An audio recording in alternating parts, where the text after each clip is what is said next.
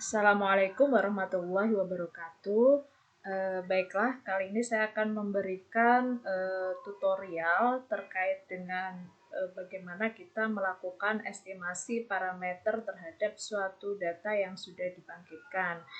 Meskipun pada dasarnya parameter yang nanti diberikan itu akan juga teridentifikasi pada saat kita melakukan estimasi, kecuali kalau data itu berupa data real ya, dari data real yang kita tidak ketahui apakah data yang kita miliki itu memiliki masuk ke distribusi apa dan parameternya apa. Nah, karena kita tidak memiliki data real, maka kita coba melakukan pembangkitan data dari Minitab. Yang pertama, ini saya contohkan untuk data berdistribusi normal ya. Nanti Anda coba sendiri untuk yang log normal ya. Nah, langkah yang pertama, seperti yang saya ajarkan kemarin, kita masuk ke editor, kita tampilkan dulu komennya, kemudian masuk ke masuk ke random data, masuk ke normal, kemudian kita ingin bangkitkan 100, masuk ke kolom store kolom C1. Nah, ini saya min-nya mau saya ambil 8000 dan ini standar deviasinya saya masukkan 1500. Oke. Pastikan dalam kita membangkitkan data ya pada menggunakan distribusi normal ataupun yang lainnya itu tidak terdapat nilai negatif ya. Kalau terdapat nilai negatif silakan nanti Anda ulangi kembali karena itu tidak bisa kita gunakan untuk menghitung probability baik density, kumulatif maupun reliability ya. Setelah kita bangkitkan, nah ini kita beri nama data random. Nah, kalau sudah, kita coba akan estimasi meskipun nanti hasil estimasi parameter tidak akan jauh dari normal atau dan parameternya tadi yang sudah kita bangkitkan 8000, 1500. Cuman agar kalian nanti juga tahu bagaimana melakukan estimasi parameter dengan data real yang tidak kita ketahui distribusinya, maka kita akan coba. Pada dasarnya kalau kita melakukan estimasi parameter itu data dengan jumlah semakin banyak itu akan semakin baik.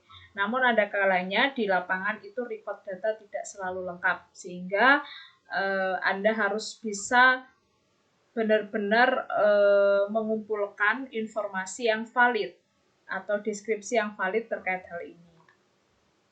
Baik, ini kita coba ya. Kemudian kita masuk ke start. Masuk ke quality tools ya, kita masuk ke individual distribution identification ya. Kemudian kita masukkan untuk data randomnya. Nah, di sini kalau kita menggunakan use all distribution and transformation, maka yang keluar tidak hanya normal, eksponensial, log normal atau Weibull, tapi juga distribusi-distribusi yang lain, baik 2 parameter, Weibull 3 parameter, extreme value, dan lainnya. Cuman karena yang kita pelajari itu hanya ada 4, maka boleh kita tampilkan spesifikasinya, ini Weibull dan gamma ini tidak ya, kita masuk ke log normal. Oke, kalau sudah, kemudian kita running. Oke, Anda bisa cek dari session, lihat dari sessionnya. Nah, di sini, yang pertama kali Anda lihat itu adalah goodness of fit test ya. Jadi dari goodness of fit test itu Anda pilih nilai p-value yang paling besar ya.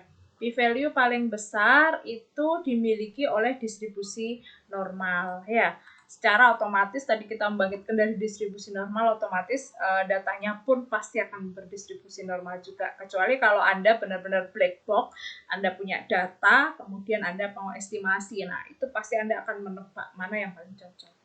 Oke, yang Anda pilih adalah nilai p-value yang terbesar. Karena apa? Jadi hipotesisnya, kenapa dipilih p-value yang terbesar? Jadi hipotesis awal itu adalah data mengikuti distribusi tertentu. Yang kedua, data tidak mengikuti distribusi tertentu. Atau asumsinya karena kita pakai normal, ya kita asumsikan normal.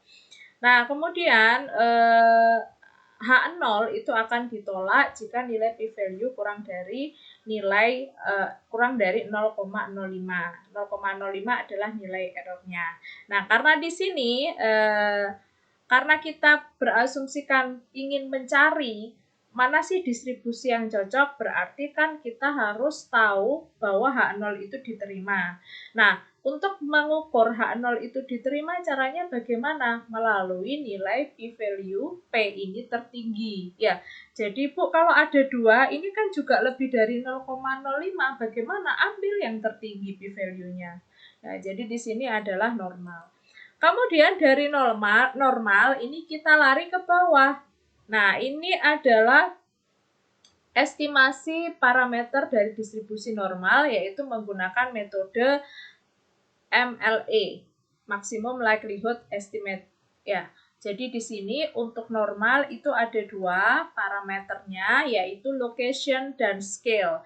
Di mana location itu kita sering sebut dengan mean, dan scale itu adalah scale itu sering kita sebut dengan standar deviasi. Oke, kita bisa lihat di sini ternyata hasil random data itu tidak sama persis ya dengan parameter yang kita bangkitkan di awal. Tadi saya bangkitkan 8.000 sama 1.500.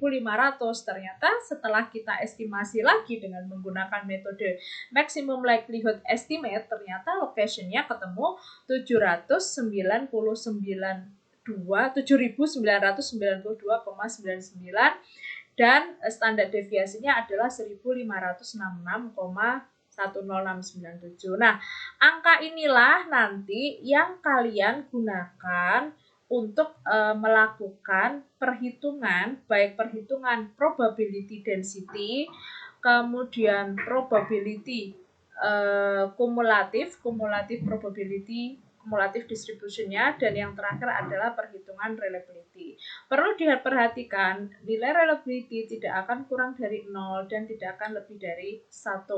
Maka ketika Anda nanti sampai mendapatkan nilai reliability yang mendekati 0 atau sama dengan 0 persis, maka silakan Anda berhenti untuk melihat bahwa bagaimana sih selang waktu T setiap 100 jam itu bagaimana hasil simulasi reliability-nya. Nanti silakan Anda grafikkan juga. Jadi begitu tutorialnya. Jika ada yang ditanyakan bisa dilanjutkan di forum. Terima kasih. Wassalamualaikum warahmatullahi wabarakatuh.